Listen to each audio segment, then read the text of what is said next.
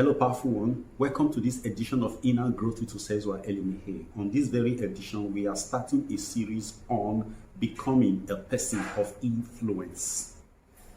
This very first edition, we will be taking a look at the essentials of influence. And there are three essentials I will be discussing with us. So we can look at them as a sense of worthiness, a sense of healthiness, and then of course a sense of wealthiness. Health, worth, and wealth. These three elements, health, wealth, and wealth, are the basis of influence. I am still your host, Anthony ELIMIHE, and I am in the game of helping you grow from inside out. That is the drill.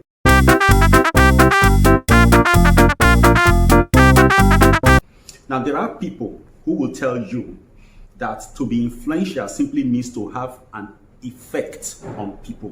That is very correct. It is to have an effect on people, but this is it. The first thing to do to be a person of influence is to first of all have an effect upon yourself. Is to be able to be the only source of effect upon your life, so that external occurrences do not really matter.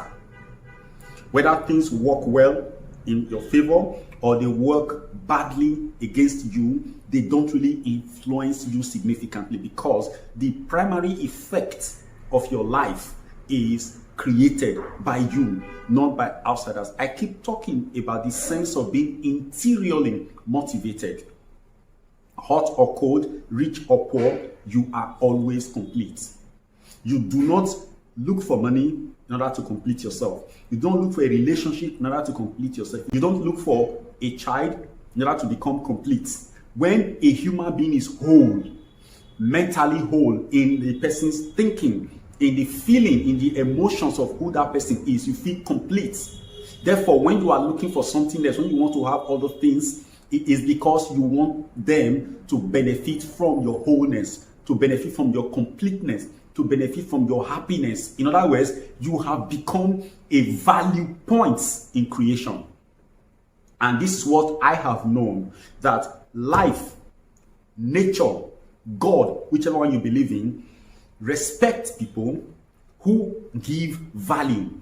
In my last video, I told you that when you don't have anything, but you want something from life, you want the very best of life, do not wait till you have the very best. What you should do is to start giving the very best you could give at that particular point in time, so that nature, life, God will be instigated, that's the truth, to give you the very best he has got or they have got. This is it. We are living in a transactional universe. Don't ever forget that it's about give and take. Nobody gets anything for free. If you keep getting things for free without giving back, either by way of stealing, suppression, manipulation of other people, a time will come when you become bankrupt mentally. And when that bankruptcy happens, nobody can help you. Therefore, you have to decide today that, okay, I want to be a value point in creation, not a point that sucks from creation. In other words, when people meet you, they come out better off than they were before they met you. That is to say, you are an energy enhancer, not an energy vampire. You don't suck energy from people, but rather you expand people's possibilities of growth by your style of life. That's one. So we're going to the three elements. What is, for instance, a sense of worthiness? What is it? Let me give you the first item on wealth. It's about resilience. You see, wealth is a mental capacity to be, to do, and to have. And the central nature of wealth is happiness, the capacity to maintain contact. What this means is that your ability to input happiness to all other elements of life is very high. Being wealthy is the ability to impart value. It means, one, you are resourceful. By being resourceful, we first of all going to say that you are capable of value addition. And a resource can be defined in this line as a mental or material element that adds an effect to the target person or to the target group. Something that elevates people, something that gives a sense of lift to others. That is what we know as a resource. Now, when you are resourceful, it simply means that when people come into contact with you, they get value. They get a sense of well-being. You know, these three elements of wealth, they will feel them. They feel wealthy themselves. They feel rich. You have never met some people that when you leave their presence, you feel like flying. It's like they have taken away all your problems. They just know when to talk to you, how to talk to you, how to connect with you deeply. These are the true wealthy people. The error of our climb is that in order to be wealthy, in order to be a person of influence, what we seek rather is we seek the ability to make people do whatever we ask them to do. We think that, oh, when I can control people, therefore I'm a person of influence. That is not what it means. To be a person of influence simply means, first of all, that you make people do what they normally wouldn't have done, and they do it happily. There are people who are lazy at exercises, but when they meet you and you are the one taking them on exercise, they want to do it willingly. They go the extra mile. People that make you do things, that make you go the extra miles, and you think you are doing yourself a favor, not them a favor.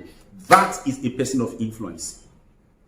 And how do you get to that level of existence? It is simply by being true, first to yourself and then true to life. When you are true to yourself, you automatically become true to life. And what this also explains is that people in your sphere of influence know that you represent their good, not using them to achieve your own ends. Some people, in the name of trying to be influential, to become people of influence, they seek the capacity to manipulate.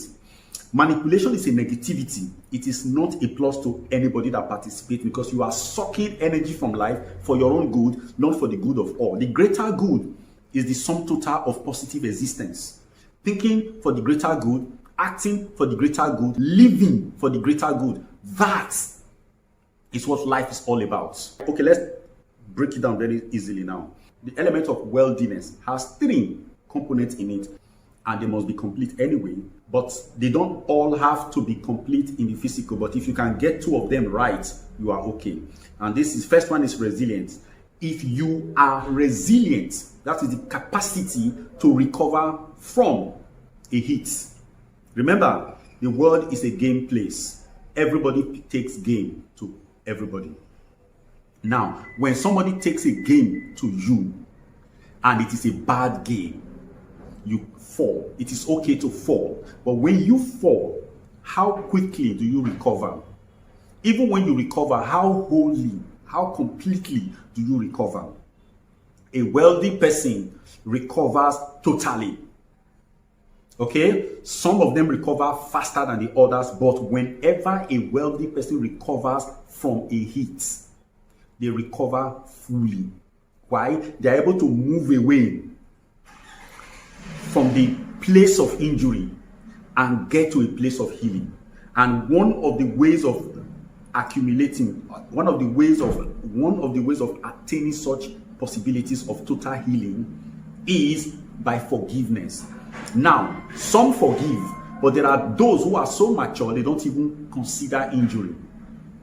The need to forgive does not exist in them anymore. They just take it as one of the games of life. If you check the rules of the game of football or any sport, when somebody knocks you down, the rule against you hitting the person in return, the rule simply states, when somebody knocks you down, leave them to the official.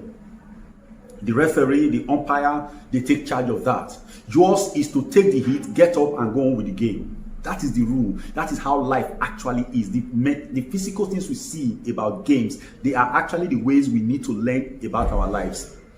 If somebody knocked you down and you rose to attack the person, you get the same punishment as the person that knocked you down. That is the rule of the game. In some instances, your punishment is even fiercer. Some people have got a red card sent off from the game because they retaliated. That's one. In the other video, I will explain the elements deeper. But for now, resilience is a very powerful element of worthiness. So what I will say to you is that tell yourself this every time, whether in the morning, night, anytime. Remember these things. I am worthy, I am wealthy, and I'm healthy. I am worthy, I am healthy, and I am worthy. All of these elements must first happen at the mental place. You have to be wealthy mentally, you have to be healthy mentally, and then you have to have a sense of worth mentally. Other things will fall into place.